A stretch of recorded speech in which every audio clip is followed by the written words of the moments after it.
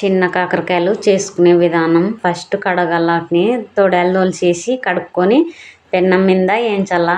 వేయించిన తర్వాత కొంచెం నూనె వేసి వేయించితే బాగా ఎర్రగా అవుతాయి. ఇక్కడ కొబ్బరి, ఎల్లిపాయలు, పసుపు, ఉప్పు, కారం మిక్స్ పట్టి పెట్టుకోవాలా. ఇవి ఇక్కడ ఎగుతుంటాయి. వానాకాలం మాత్రమే దొరుకుతాయి. ఇవి వేడి చేస్తాయి కదా, జలుబు గిలుబు చేసినప్పుడు బాగుంటుంది కాకరకాయ. ఇట్లా వానలు పడేటప్పుడు ఇంకా బాగుంటుంది. కరం కరం అంటాయి రొట్టెలేకైనా చపాతీలకైనా. విత్తనాలు ఆప్షన్, ఒకరు రకం వండుకుంటారు, ఇట్లనే వండుకోవాలని రూల్ ఏం లేదు. ఇట్లా చేస్తే 2 రోజులైనా నిలువ ఉంటుంది అన్నమాట. మనం నీళ్ళు వేసుకోము కాబట్టి ఇంకా బాగుంటుంది. అంత ఆయిల్లోనే వేయించినాం కదా. ఆయిల్ కూడా ఎక్కువ వేయకూడదు, వేయించుకునేటప్పుడు తక్కువనే వేసుకోవాలా. ఉప్పు, కారం, పసుపు అన్నీ మిక్స్ చేసినవి ఇప్పుడు ఆయిల్లో ఎక్కువసేపు వేయకూడదు. కొబ్బరి మాడిపోతే బాగుండదు టేస్ట్.